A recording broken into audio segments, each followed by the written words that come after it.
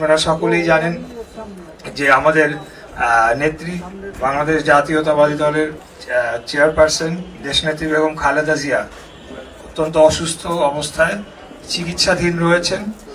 এখন পর্যন্ত স্থিতিশীল রয়েছে, কিন্তু কাঙ্ক্ষিত যে উন্নতি আমরা চাচ্ছি সেটা আমরা হয়তোবা এখন পর্যন্ত পৌঁছাতে সক্ষম হন নাই ডাক্তাররা। তো ওনাকে বিদেশে নিয়ে যাওয়ার একটা প্রক্রিয়া চলমান রয়েছে। আজকে আপনারা দেখেছেন যে আমাদের নেতা দেশনায়ক জনাব তারেক রহমানের সহধর্মিণী ডক্টর জুবাইদা রহমান উনিও এসেছেন। উনি সম্ভবত আমাদের নেত্রীকে সাথে করে নিয়ে লন্ডনে উন্নত চিকিৎসার জন্য নিয়ে যাবেন। আসলে খালেদা জিয়া সম্পর্কে নতুন করে বলার কিছু নাই। এরকম একজন নেত্রী আমরা পেয়েছি যিনি একটা খুব ক্রিটিক্যাল সময়ে বাংলাদেশের স্বাধীনতা সার্বভৌমত্ব রক্ষা করেছেন।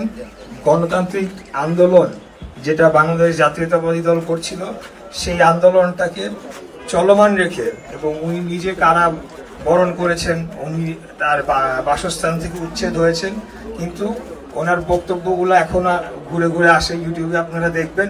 কোনো সময় উনি আপোষের কোনো প্রশ্নে উনি এই ব্যাপারে বাংলাদেশের স্বার্থ, বাংলাদেশের জাতীয় স্বার্থের ব্যাপারে উনি কোনোদিনও কোনো আপোষকামিতায় যান নাই, যার কারণে পরবর্তীতে আমরা এই দেখলাম যে এই আন্দোলনটাই গড়ে উঠেছিল এবং পরবর্তীতে ছাত্র জনতার রক্তাক্ত গণঅভ্যুত্থানের মাধ্যমে আমরা আবারও বাংলাদেশটাকে ফেরত পেয়েছি।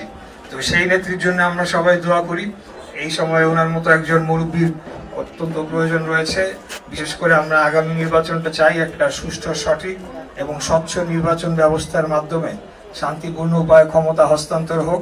আমরা ক্ষমতার লড়াইয়ের কারণে বারে বারে দেশ পিছিয়ে যাবে, দেশে মারামারি, হানাহানি, কাটাকাটি হবে।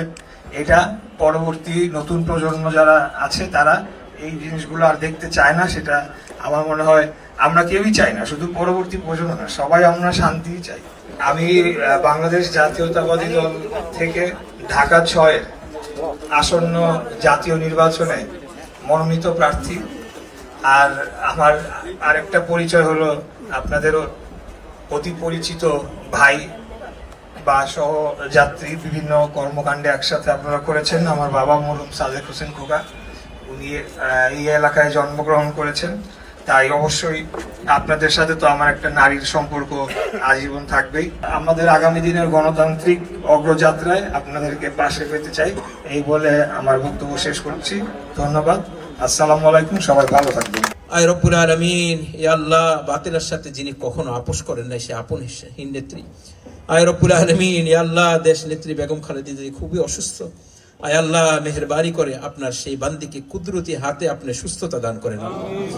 আয় রব্বুল আলামিন, ইয়া আল্লাহ, যেই ঔষধের মাধ্যমে, যেই চিকিৎসার মাধ্যমে সুস্থ হবে সেই চিকিৎসা, সেই ঔষধ আপনি কুদরতি ভাবে ব্যবস্থা করে দেন।